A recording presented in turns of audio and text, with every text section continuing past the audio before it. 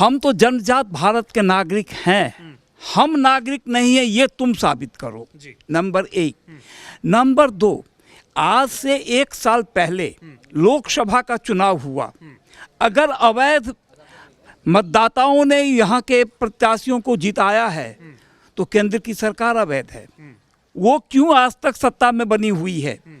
और तीसरी बात कि जिस चीज़ की ओर माननीय सुप्रीम कोर्ट ने निर्देश दिया है, अपना सुझाव दिया है, उसको इम्प्लीमेंट करे और एक भी योग्य मतदाता छूटे नहीं। विपक्ष कह रहा है कि ये जो है वोट काटने की साजिश है। हाँ, निश्चित रूप से वोट काटने की साजिश है कि जिस तरह से महाराष्ट्र में 60 लाख आदमी बढ़ जाता है, 50 लाख वोटर बढ़ता है, 60 लाख बढ़ जाता है, और जहाँ पे 4% बढ़ने का उम्मीद था वहाँ पर 8% बढ़ा, और ये चुनाव आयोग को दिखाई नहीं देता है। वो तो अंधी हो गई है, धृतराष्ट्र है, जिसके मुंह में धृतराष्ट्र बना हो, लेकिन वो उसको दिखाई नहीं देती है। दिखाई देता है यहाँ उनको अपना ज़मीन कटता हुआ नज़र आता है। इसलिए जो हमारे मतदाता हैं, जो कांग्रेस या महागठबंधन के सपोर्टर हैं, जो भाजपा के विरोधी हैं, उनके लिए उनको होता है कि हम इनके मतदाताओं को की संख्या कम कर दें और किसी तरह से जैसे तैसे हमको चुनाव जीतना है। चुनाव आयोग क्या लग रहा है, बीजेपी के गोद में बैठ गया है, बीजेपी का गुलाम हो गया? इसमें आपको दो मत लगता है क्या?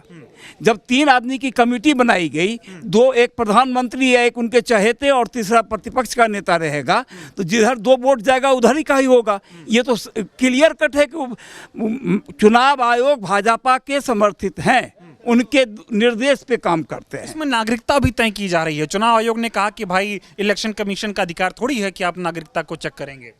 इलेक्शन कमीशन किसी भी हालत में हमारी नागरिकता को चेक नहीं कर सकता है, वो गृह मंत्रालय करेगा। हम इलेक्शन कमीशन, हम सही आदमी हैं, वही नागरिक हैं, इसको चेक करेगा। ये बताइए सर, चुनाव से पहले इस तरह का कराना, जनता एकदम भ्रम में है, ना बीएलओ समझ पा रहे हैं क्या करना है, ना जनता समझ पा रही है। निश्चित एक भ्रम की स्थिति उत्पन्न कर रही है। लोग इससे माने अपने आप में उनको लग रहा है कि हम पागल हो रहे हैं, हम सही हैं कि नहीं, आज तक हम सही थे कि नहीं थे, वो खुद में कंफ्यूज हो रहा है।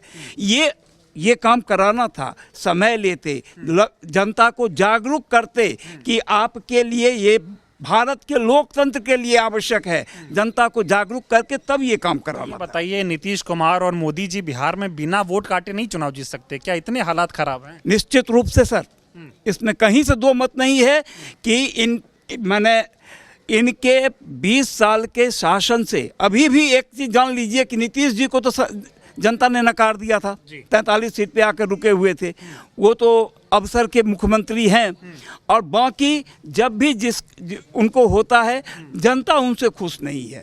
अभी पेंशन बढ़ा के 1100 रुपये कर दिए 400 से। वो अपने घर से किए हैं क्या?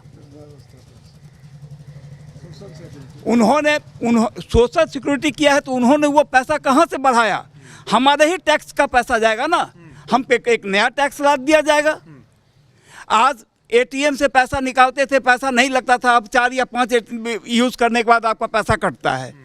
हम पैसा देते हैं, हमारे पैसे को आप लुटा रहे हैं। लुटाइए, आपकी मर्जी है, आपकी सरकार है, जैसा इच्छा हो कीजिए। लेकिन परिवर्तन का अब की बार आप लोगों का मन है? एकदम निश्चित। तो कह रहे जंगल राज का सरकार था, आप राम राज्य है, आप सुशासन है।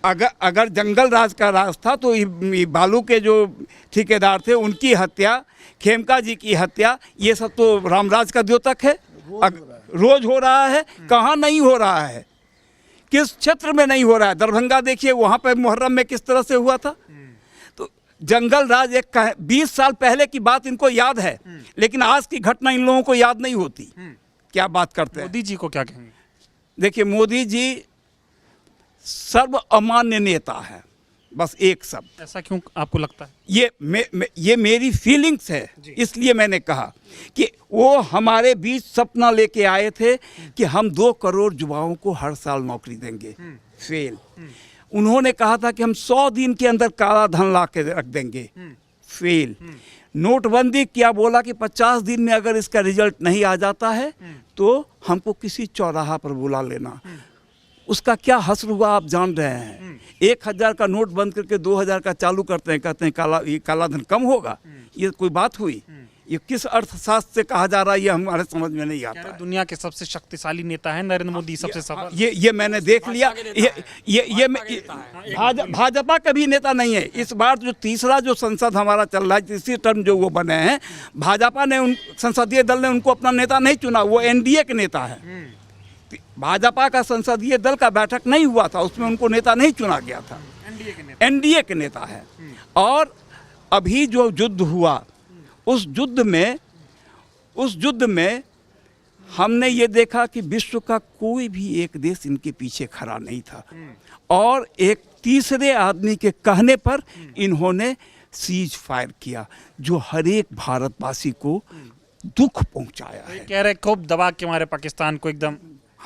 हमारे साथ क्या क्षति हुई ये नहीं कर रहे हैं। क्षति तो हमारी भी हुई है, चर्चा नहीं है। उसकी चर्चा नहीं होती है, ये दुख का कारण है। मतलब बिहार में परिवर्तन की बयार है। निश्चित रूप से बिहार में परिवर्तन की बयार है।